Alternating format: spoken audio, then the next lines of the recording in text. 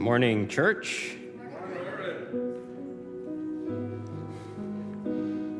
How's everybody doing? See a lot of people walking around with their drinks in their hands.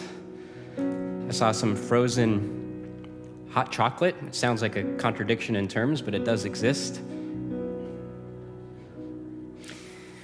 Sometimes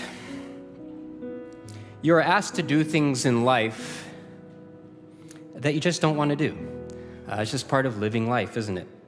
More often than not, such requests or commands are at the behest of somebody who has some form of authority over you. Like when a police officer asks you to sign the traffic citation when he has just pulled you over on the side of the road. I know it's not an admission of guilt to sign that, but I really don't like signing that thing. If you don't know what I'm talking about, then congratulations for never having to be in that situation. As a child, you learn to do something for the sole reason that your parents ask you to do it, regardless of how absurd it is to clean your room when it's just going to get messed up again tomorrow. Sometimes an authority may ask you to do things that you know are not right, and so you must turn such requests down if you have any regard for what is good. At the Nuremberg trials, the Nazis claimed that they carried out the atrocities against the Jews on the basis that they were just following orders, a defense that garnered very little sympathy from the watching world. It was their moral obligation to say no, but they did not say no, and so they were culpable for crimes against humanity, and many of them were hanged on the gallows. Now, when God is added to the equation, it gets a little more complicated. Or maybe it gets a little more simple, depending on how you look at it. It's generally understood by Christians that if God commands you to do something, then by definition, it is the right thing to do because God commands it. But what if God commands you to do something that appears to be nonsensical at best or immoral at worst? What's your obligation then? Do you trust and obey for there's no other way? Or do you go with your gut and you do what feels right at the moment? Every so often you hear in the news about some deranged person who goes on some kind of terrible killing spree because he believed that God told him to do it. Sometimes these people say that they didn't want to do it, but they could not disobey God. They must remain loyal to God and carry out the gruesome task, whatever the consequences to themselves or to others may be. And when we hear such atrocities, we think to ourselves, surely this person was deluded. They were deluded for the simple reason that God would not command a person to do such a thing. And I believe that. God would not command a person to do such a thing. But then we run into a little bit of a pickle with that answer, don't we? Because in the Bible, God did command a person to do such a thing. He commanded a person to kill someone, and not just any old person, but a family member, a son. The story is known as the Akedah, or the binding in English, and this is no other than the famous, or perhaps infamous, story of God's command to Abraham to kill his son Isaac as a sacrifice, and you're all probably familiar with this story. Even if you haven't ever read it in the Bible, you're probably familiar with it as it's been portrayed on the media or in literature. It's a one-off story in the Bible that seems so out of place and so contrary to the general message of Scripture that it's hard to know exactly what to do with it. And it raises some serious inquiries about the goodness of God and our obligation to follow his commands. The critics of biblical Christianity have certainly not failed to take notice of those 19 verses that make up the story. In fact, there are few stories in the Bible that have generated more objections and more criticisms than this one. James Goodman in the Los Angeles Times said that in every broadside against religion, God's horrifying demand for a sacrifice and Abraham's acquiescence is introduced as evidence that God is a tyrant, Abraham a sycophant, and both of them abusers of poor Isaac, whom God decides to spare only at the last moment. Richard Dawkins, the popularizer of new atheism, a very vociferous popularizer of New Atheism, said that by the standards of modern morality, this disgraceful story is an example simultaneously of child abuse, bullying in two asymmetrical power relationships, and the first recorded use of the Nuremberg defense. I was only obeying orders. So how do we make sense of this terrifying story? Is God a tyrant and Abraham a sycophant? This is arguably the darkest command that we find in the Bible. And it raises, in my mind, two critical questions about the main characters of the story that we're going to attempt to answer today. What does the story say about God? And what does the story say about Abraham? And I believe, and I really do believe, that upon a closer look emerges than what lies on the surface. Chapter 22. Verse 1. After these things, God tested Abraham and said to him, Abraham. And he said, Here I am. He said, Take your son, your only son Isaac, whom you love. Notice the emphasis, whom you love. God is not portrayed as some disinterested third party here. Take your son, your only son, whom you love, and go to the land of Moriah and offer him there as a burnt offering on one of the mountains of which I shall tell you. No pushback, no resistance, no response even, at least not that's recorded in the story. Abraham got up early in the morning, and he went.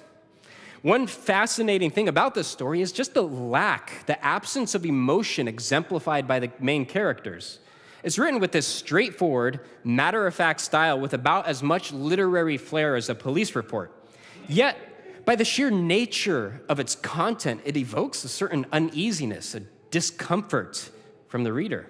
It's as though the author is calling us to put ourselves in the shoes of the aging Abraham and experience by imagination the anguish and terror that this desert wanderer experienced in reality. We must enter into Abraham's world, into his mind, and feel the agony of a man who has just been commanded by the one true God to kill his son.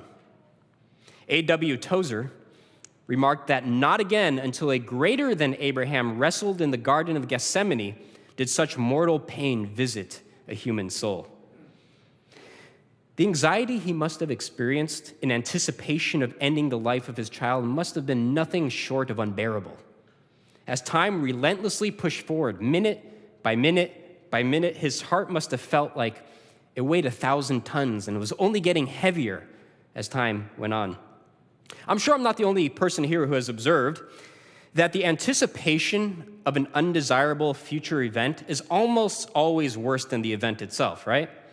It's the moments leading up to a public talk, or to a surgery, or to an exam, or to a job interview. It's those moments leading up to it are more painful than the actual thing itself.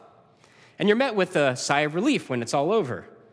Even if it doesn't go well, at least there's no longer this dark cloud hanging over you that's just consuming your thoughts. You get to be done with it regardless of how poorly or how well it goes. But for Abraham, the anticipation of what he has to do would find no relief after the task had been completed. The dark cloud would only turn into a hurricane. It would be anxiety, followed by shock, followed by unimaginable grief. The anticipation was only a foretaste of the psychological pain that he would endure for years to come. This truly was, for Abraham, the test of a lifetime. Genesis 22, verse 7. And Isaac said to his father Abraham, My father, and he said, Here I am, my son. He said, Behold, the fire and the wood, but where is the lamb for a burnt offering? Abraham said, God will provide for himself the lamb for a burnt offering, my son. So they went, both of them, together.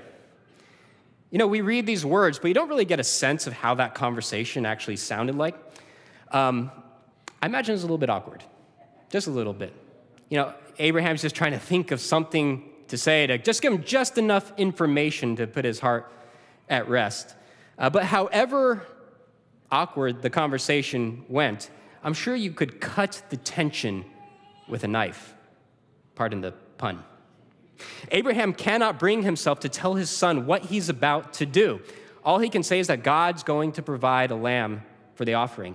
And so he pressed forward in obedience to the dark command to sacrifice his son, Isaac. So what of that first question then?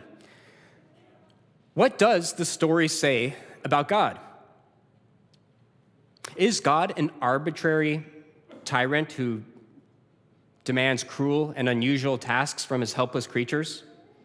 Does God truly desire human sacrifice to placate his divine wrath or to secure earthly blessings?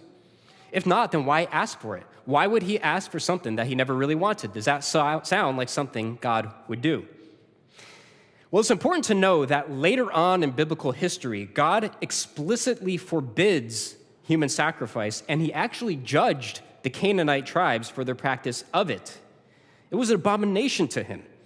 So the question is, did God change his mind? Did he come to see the errors of his ways? Did he grow ethically over time? Or is something else actually going on here? The historical context in which Abraham lived provides the answer. Abraham came out of a pagan culture and a pagan family where child sacrifice was a regular practice. The revelation that God is repulsed by human sacrifice had not yet been given. It was not remotely unusual at the time to offer a child on the altar to placate the wrath of the gods or to secure earthly blessings. That's just the way life worked at that time in the ancient Near East. And God is simply doing what the gods do. He's just going with the program. The command to Abraham would have seemed as familiar as lentil soup. But what Abraham did not know is that he was actually about to get a crash course in what the one true God is not like. And he will not be told, he's going to be shown. Abraham must unlearn about God what he has spent a lifetime learning. Ty Gibson said it well when he wrote that God must destroy this pagan image of himself by bringing Abraham to the edge. He will show Abraham who it is who sacrifices. Some things you have to learn by experience to truly know them, especially when it's a belief that is so ideologically ingrained in society and your whole worldview is immersed in that belief. It took a dramatic and blinding appearance from the risen Lord to convert the Apostle Paul. It took a life-threatening thunderstorm to convince Martin Luther that he could not be right with God on his own merit. It took a near shipwreck to bring John Wesley to the realization that he had no assurance of salvation. Some ideas must be shaken out of you because they ain't coming out any other way. What appears to be life-destroying at the time may be life-saving in the end. So don't be surprised if some ideas in your life are shaken out of you. Verse 9. And when they came to the place of which God had told him, Abraham built the altar there and laid the wood in order and bound Isaac, his son, and laid him on the altar on top of the wood. Then Abraham reached out his hand and took the knife to slaughter his son. But the angel of the Lord called to him from heaven and said, Abraham, Abraham. And he said, Here I am. He said, Do not lay your hand on the boy or do anything to him, for now I know that you fear God, seeing you have not withheld your son, your only son, from me. And Abraham lifted up his eyes and looked, and behold, behind him was a ram, caught in a thicket by his horns. And Abraham went and took the ram and offered it up as a burnt offering instead of his son. So Abraham called the name of that place, The Lord Will Provide. As it is said to this day, On the mount of the Lord it shall be provided. Abraham will come to know without the slightest degree of uncertainty that the one true God is no pagan deity who demands the blood of children. He is the God who provides. Amen. After the angel stayed the knife as it was about to come stabbing down on the young Isaac, and a ram just coincidentally happened to be caught in the thicket, Abraham was finally forced into the inescapable conclusion that it's the Lord who will provide the sacrifice. His words. God will do what Abraham will never have to do. God will do what you will never have to do. It is God himself who fulfills his promises and accomplishes salvation. And we've seen this lesson before many times. In fact, Abraham has seen this lesson before. When God promised Abraham and Sarah a son, you remember what they tried to do? It's almost a comical story in a way. They contrived this brilliant plan where they would help God fulfill his promise. Since Sarah was beyond her childbearing years, I think she was like 90 or something like that, Abraham would sleep with his maidservant Hagar, and the whole thing would just work out splendidly, they thought. God just needed some help to get the ball rolling, that's all. But God revealed to them that there are no obstacles that can stand in his way. Too old? Not a problem, Sarah. Can't speak well? Not a problem, Moses. Outnumbered? Not a problem, Gideon. Can't see well? Not a problem, Paul. All God needs is a believing mind and a willing heart, and he can accomplish things that will defy your imagination. God never needed a sacrifice. He is the sacrifice maker, not the sacrifice taker. God will offer himself through Jesus, and this time, the knife will not be held back. In the famous book titled Night by the Holocaust survivor Elie Wiesel, you may have heard of this book. He was a Nobel Peace Prize winner. He describes a nightmarish episode that took place at a concentration camp at which he was a prisoner as a boy. This is what he writes. The SS hanged 2 Jewish men and a youth in front of the whole camp. The men died quickly, but the death throes of the youth lasted for a half an hour. Where is God? Where is God? Someone asked behind me. As the youth still hung in torment for a long time, I heard the man call again, where is God now? And I heard a voice inside myself answer, where is he? He is here. He is hanging there on the gallows. Commenting on this story, the theologian Jürgen Moltmann famously said that any other answer to that would have been blasphemy. Any other answer than that God is hanging there on the gallows would have been blasphemy. The binding of Isaac was not about the death of Isaac, nor was it about the pain of Abraham. It was about the death of Christ and the pain that he and his father would share together for the salvation of humanity. God was there on the mountain foretelling in vivid display what he would do for the world through his son soon. And this, by the way, answers that question. Would God ever do something or command something like this today? Sometimes a lot of skeptics kind of ask that as a gotcha question. You know, if God commanded you to kill somebody, would you do it? The answer is a resounding no, because the sacrifice has already been provided. It cannot be added to, it cannot be taken away from. God has accomplished what we will never have to accomplish. He will do what we will never have to do. So what does the story say about God? God is the one who sacrifices. What then does the story say about Abraham? I mean, you have to have some sympathy for the poor fellow. At the same time, was he just mindlessly following orders? Should he have said no? Well, there are some fascinating details in the story which may have escaped your attention when reading it. I want to get to those in a minute, but first of all, think for a moment how incoherent and contradictory this command would have seemed to Abraham at the time. God said he would give him a son, and now he's saying, kill your son. God waited so many years to bless the couple with a child. Now he's about to return them back to childlessness. But Abraham trusts God through the apparent contradiction. And get this, he trusts the word of God against the word of God. He trusts what God says now against what God said then. But he did not do so blindly. And let me explain. When God first called Abraham earlier in his life, out of his homeland, away from his family, he said, and listen carefully, go from your country and your kindred and your father's house to the land that I will show you. That was quite a few years ago, before this whole episode happened. Now in Genesis 22, these many years later, God once again calls Abraham, and he does it in a strikingly similar way. He says, take your son, your only son Isaac, whom you love, and go to the land of Moriah and offer him there as a burnt offering on one of the mountains of which I shall tell you. Do you hear the similarity between these two callings? Bells would have immediately be going off in Abraham's head as he recalls back to God's first call in Genesis chapter 12. In the first call, go to the land I shall show you. In the second call, go to the mountain of which I shall tell you.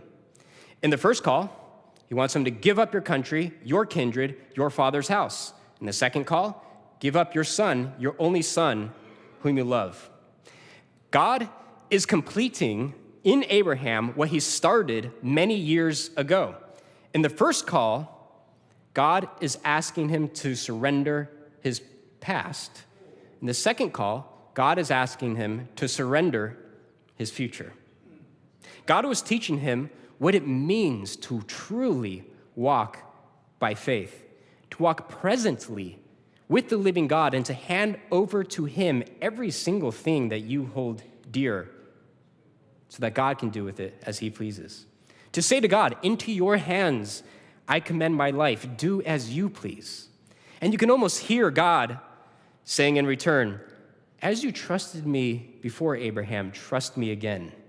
I have been with you since I called you these many years ago. And as I am about to give you this task, know that I will still be with you, and you must trust me once again.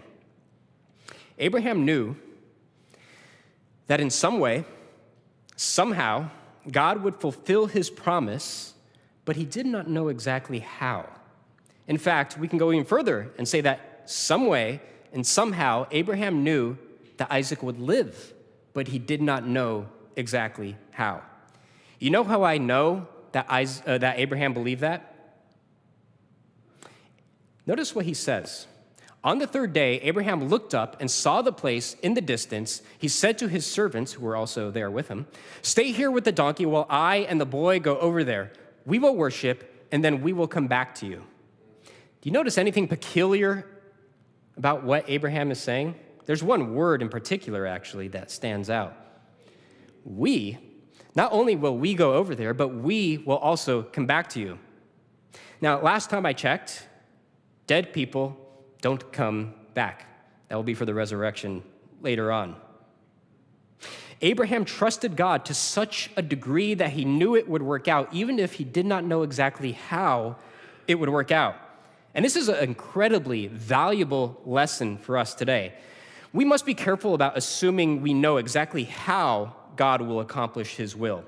This is especially important for us Adventists who have God's prophetic timeline all worked out from A to Z, right? We even have literal timelines on posters which display the events of the last days with prophetic precision. We know exactly how it's going to work out. If you're not sure how it's going to work out, go to Facebook and read some discussions, and people are very sure they know exactly how things are going to work out in the future. It's going to be the Democrats, it's going to be the Republicans, who knows? But they know. But not only do we think we know what will happen, we think we know how it will happen. There will be no surprises, right? I can tell you, though, that things will not work out the way you think. We know this because things have never worked out the way people think. Faith in God is not a comprehensive knowledge of how God will accomplish his will.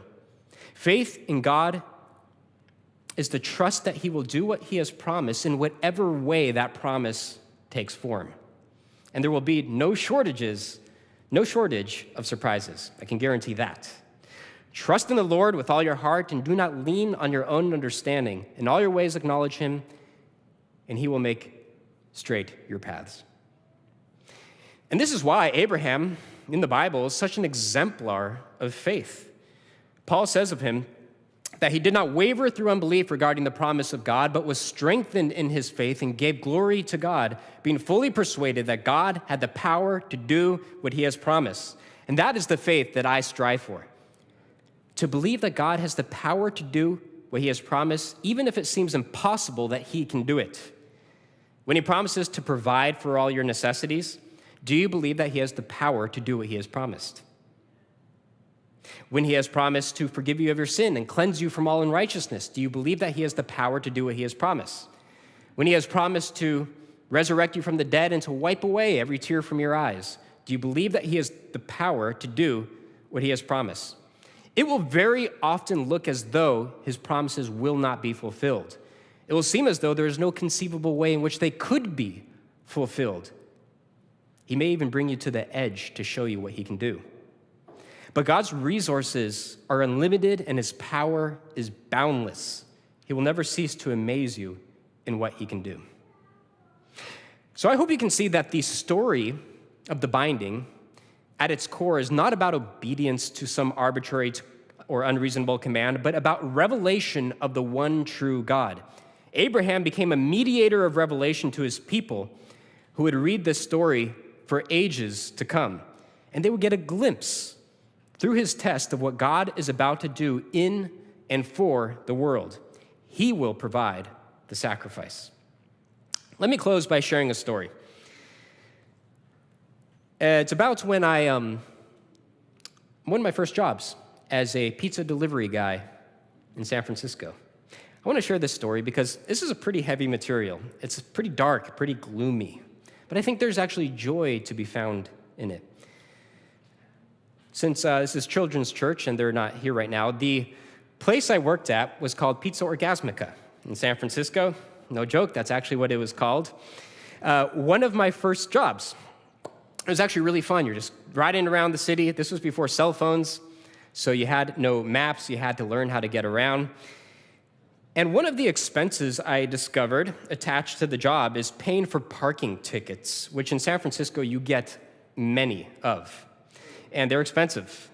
But it just goes with the job. You had to park illegally because it was a very busy part of town, so you have to park on the corner, on the edge, and usually you could be quick enough to escape the parking attendants coming around to give you tickets, but they had no mercy on us as pizza drivers. They would give us a ticket immediately if they would see us parking illegally. So I had a friend who worked at the same place, and we liked to play pranks on each other at the time. I don't really like playing pranks anymore, but this is what we did at the time. He already got 2 parking tickets that day. Usually we maybe get 2 a month, which is still a lot, but he got 2 in a single day. And I thought, I'm gonna have some fun. I pulled out one of my parking tickets that I had in my glove compartment, put it in its envelope, and when he wasn't looking, I put it in his windshield. And then I watched. I watched him come out of the restaurant, walk up to the car, and then his kind of half smile he had on his face turned immediately to a frown as it hit him like a ton of bricks. Never so clearly have I seen utter despair take over a person's countenance like I did that day. That may have been the only time I've ever seen him on the verge of crying. So I felt pretty bad by that time. I was like, okay, maybe this was not a good idea. I didn't want him to go in and just, throw a pizza on the ground and quit. So I said, hey, why don't you go check the parking ticket and see if the information is correct? You never know. There's a mistake. There's usually never a mistake. They're usually pretty good at getting it right, but worth checking. So he started to read it, and as he began to read, it quickly dawned on him what had happened. As soon as he realized what was actually going on, his grief turned to happiness in a fraction of a second. You could see what relief looked like just by looking at his face. The joy that overtook him was about as equal to the despair that overtook him just a couple moments ago. And if you think about it, he got nothing out of this ordeal, but he did realize that he got to keep something that he thought he lost. I then asked him to thank me for the joy that I so generously blessed him with, but he didn't seem to think that that was the correct response for some reason. But he got to keep what he thought he lost, which was, in his case, about a half a day's wages. Look what Jesus said about Abraham many years later. Your father Abraham rejoiced at the thought of seeing my day. He saw it and was glad. When did Abraham see the day of Jesus? He saw it that day on Mount Moriah. He saw it in the ram caught in the thicket. He saw it in the knife that was kept from killing his son. He saw it in the journey home that he enjoyed with Isaac, and it gave him unspeakable joy. Now I imagine that nothing before and nothing after ever gave him as much joy than going home with his son Isaac that day. Because he saw Jesus, he saw the day of Jesus, and the day of Jesus meant the salvation of his son. God did not give Abraham anything that day that he did not already have, but he did give him the realization of what he already has. He has a God who provides. And he has a very confused son who deserves some type of explanation of what in the world just happened on that mountain, which I'm sure they would have a very fascinating conversation on the way home.